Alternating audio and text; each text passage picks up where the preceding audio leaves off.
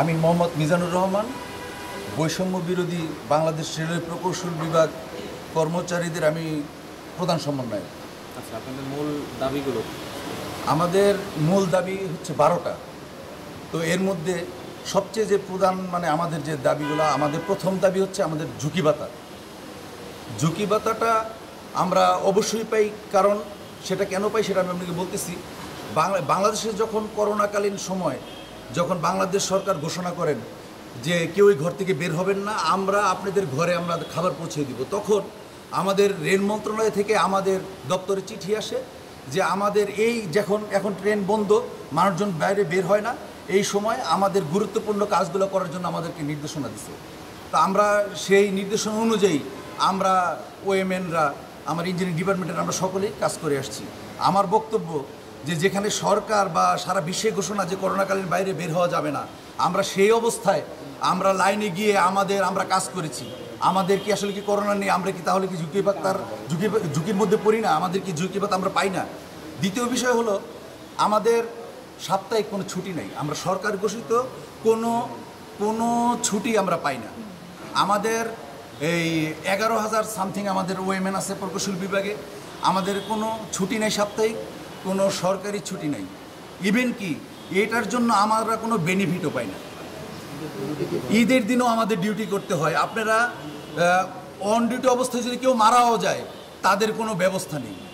আমরা প্রকৌশল বিভাগ সত্যি আমরা অবহেলিত এবং নির্যাতিত। আরেকটা বিষয় হচ্ছে যেরকম রেশন ভাতাটা, সেই ব্রিটিশ পিরিয়ডে যখন আমাদের বাপ চাচারা যখন চাকরিতে জয়েন করেছিল 225 টাকা ছিল তখন আমাদের সরকারি চাকরির মূল বেসিক, তখন ছিল 50 টাকা ঝুঁকি ভাতা, আর এখন রেশন ভাতা, আর দুঃখিত রেশন ভাতা, আর এখন আমাদের সর্বনিম্ন বেসিক 8,200 টাকা, কিন্তু আমাদের সেই মাসে রেশন ভাতাটা এখনও 50 টাকায় রয়ে গেছে।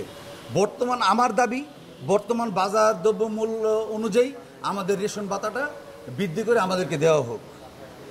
আরেকটা বিষয় হচ্ছে আমাদের দেখবেন, আমরা আসলে খুব কষ্ট লাগে আমার বলতে, আমি দীর্ঘদিন যাবত আমাদের দাবি দেওয়া নিয়ে আমি আন্দোলন করে আসছি। আরেকটা বিষয় হচ্ছে আমাদের প্রমোশন হয়, আমাদের রেলের বিভিন্ন ডিপার্টমেন্টে প্রমোশন হচ্ছে, আমাদেরও হচ্ছে, কিন্তু আমাদের বিষয়টা কি জানেন?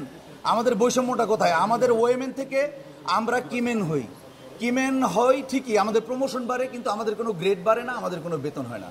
ওএমএন থেকে মিস্ত্রি হয়, আমাদের কোনো গ্রেড বাড়ে না, দায়িত্ব বাড়ে, কিন্তু আমাদের কোনো বেতন বাড়ে না, গ্রেড বাড়ে না। এইগুলো আসলে আমাদের মেনে নেওয়াটা খুব কষ্টদায়ক বিষয়। আমি আমাদের সকল বাংলাদেশের সাধারণ যারা আছেন, অনেকে মনে করেন যে আমরা চাকরি করি, গভর্নমেন্ট চাকরি। আমরা কেন এই রাস্তায় নেমেছি, কেন এসেছি, সেটা আজকে আপনাদের মাঝে আমি প্রকাশ করতে পেরে আমার আসলে খুবই ভালো লাগছে। তবে আমি রেল প্রশাসনের কাছে আমার দাবি থাকবে যে আমাদের যে যৌক্তিক দাবিগুলো আছে সেই দাবিগুলো যেন আমাদের অচিরেই যেন মেনে নেওয়া হয়। আমরা 25 তারিখে আমাদের স্মারকলিপি জমা দিয়েছি। আজকে আমাদের লাস্ট ডেট। আমরা আমাদের রেলওয়ের আমাদের ডিজি মহোদয়ের সাথে আমরা দেখা করতে এসেছি। সকাল 10টা থেকে আমরা এখন পর্যন্ত বসে আছি। আমরা ওনার পিএসের সাথে দেখা করেছি বারংবার, 5 থেকে 6 বার, এখন পর্যন্ত আমরা ওনার সাথে দেখা করতে পারি নাই। আমরা প্রকৌশলী বিভাগ, আসলেই আমরা তো রেলে চাকরি করি, আমাদের ডিজি মহোদয়ের সাথে আমরা দেখা করতে এসেছি, আমাদের সাথে 5 মিনিট দেখা করা উচিত ছিল। আমরা আসলে সত্যি এই ব্যাপারে আমরা সকলেই মর্মাহত।